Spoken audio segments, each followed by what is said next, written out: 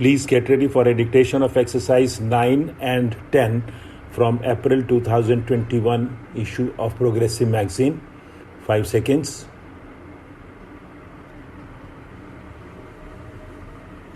Start. Irrigation and power form the basis of the agricultural and industrial development of our country. After the droughts of the previous 2 years, no one in India needs any reminder about the vital importance of irrigation. There is also no doubt that electricity will always be a basic element in any formula for progress. The drought has also proved that electricity is an input for agriculture. I am glad to be here because as engineers, scientists, and technologists, you represent the future. As citizens and administrators, we look to you to uncover our natural resources and suggest how best these might be exploited in the national interest. Technology is moving ahead in every direction, and day by day, new opportunities are opening up before all of us. What we need is the availability of large quantities of power at very low prices, which would influence changes in technology and stimulate the development of a new technology. We have vast water resources in the Indo-Gangetic basin, of which I am being constantly reminded by our Minister Dr. K.L. Rao. These must naturally be tapped for irrigation. When one merely thinks of all that our institutions or a board such as yours can do, the prospects are truly exciting and open up new vistas in many areas of national life. You have already mentioned, Mr. President, the importance of electrification, and I am glad to find that some aspects of rural electrification figure on your agenda. In most of our 5 lakh villages, people are still prisoners of daylight and therefore have a short working day. At one time, we hoped that we would be able to electrify at least 1 lakh villages by 1970, which is the Gandhi centenary year. I still hope that we will somehow manage to reach this target and will continue to make rapid progress towards bringing electricity to the remaining villages. Today, we are able to build a good deal of the generating and transmission equipment which is required, but we have also to improve the economics of our power generation and transmission so as to supply cheap power to needy consumers and yet earn profits on the operations of our electricity undertakings.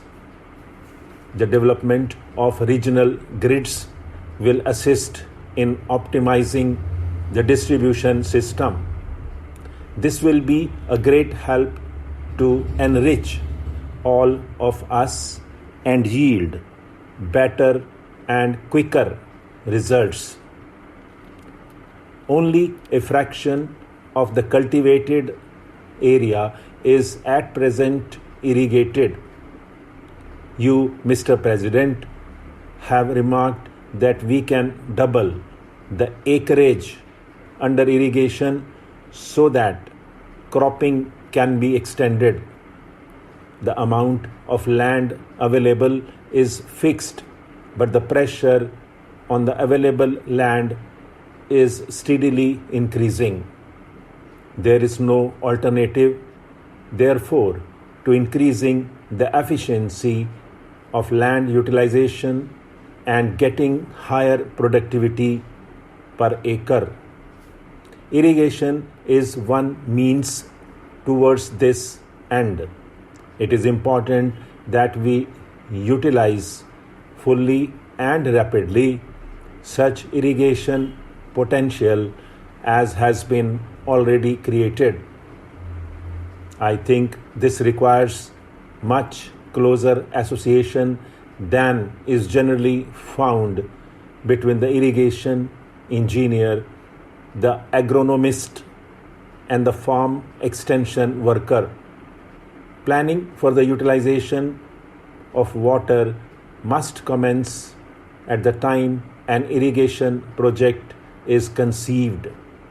It cannot be left to be taken up when construction is advanced or after storage has been completed.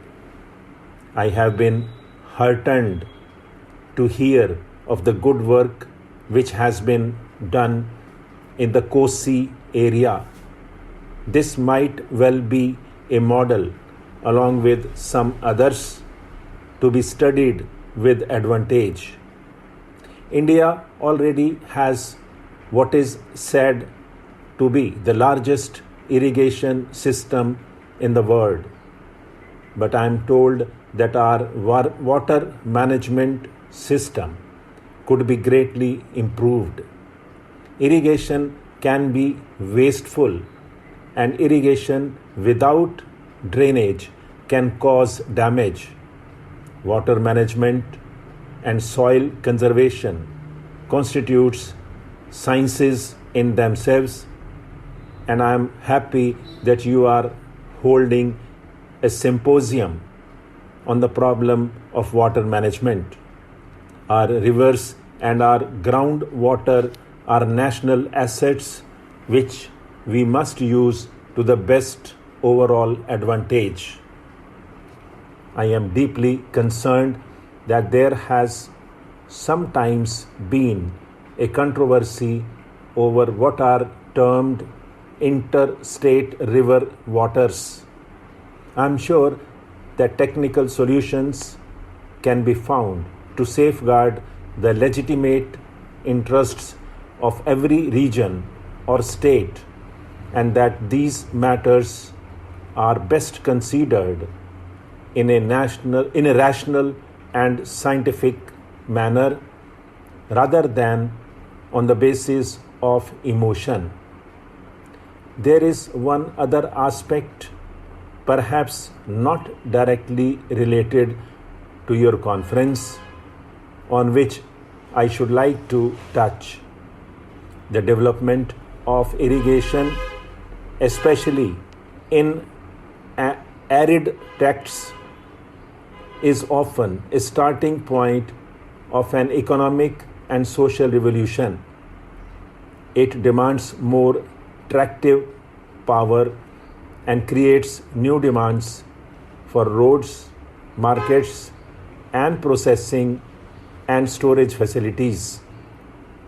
The stimulus which irrigation provides to agriculture also generates new and additional incomes, much of which are invested in the facilities earlier described.